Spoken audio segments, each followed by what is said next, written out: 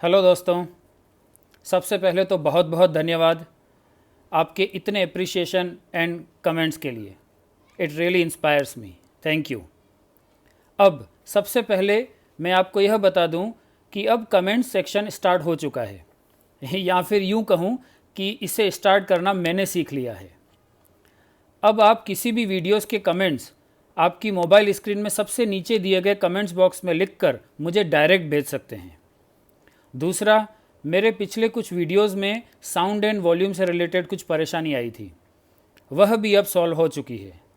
जैसा कि मैंने पहले आपको कहा था कि मैं भी यूट्यूब में चैनल ऑपरेट करना सीख रहा हूँ, धीरे धीरे इम्प्रूवमेंट हो रही है और मुझे तो इस बात की खुशी है कि मैं कुछ नया सीख रहा हूँ, क्योंकि मुझे पूरा यकीन है कि यह नॉलेज भी मुझे कहीं ना कहीं काम आएगा, व्यर्थ नहीं जाएगा। चलिए दोस्तों, आगे बढ़ते हैं।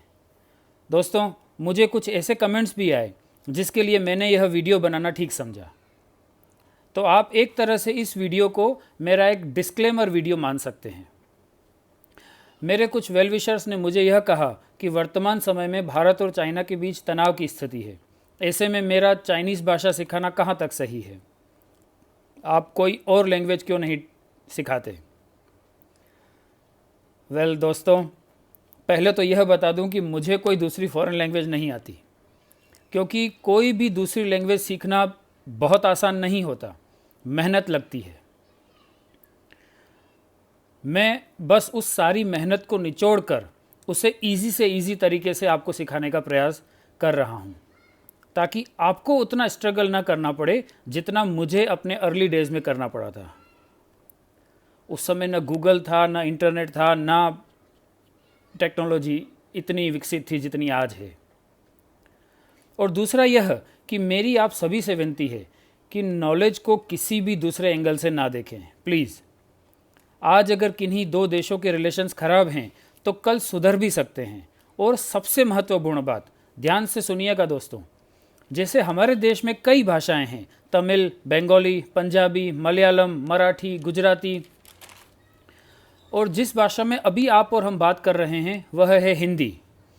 वैसे ही चाइना में भी कई भाषाएं हैं, पर जो ज़्यादा प्रचलन में है, जो मैं आपको सिखाने का प्रयास कर रहा हूँ, वह है मैंड्रिन, जिसे बाय डिफ़ॉल्ट चाइनीज़ भाषा कहा जाता है।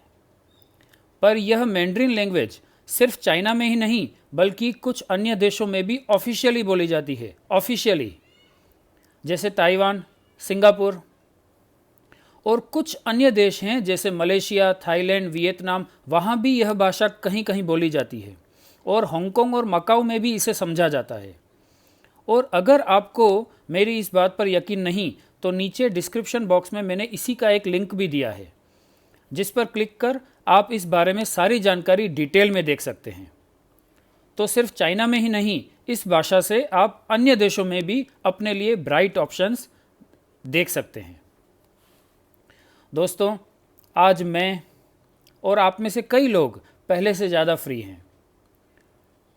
कल जब सब सामान्य हो जाएगा, हम सब फिर अपने अपने कार्यों में बिजी हो जाएंगे, तब शायद मुझे भी समय ना मिले ये वीडियोस बनाने का। बस इसी फ्री टाइम को पॉजिटिवली यूटिलाइज करने का इंटेंशन है मेरा, नथिंग एल्स।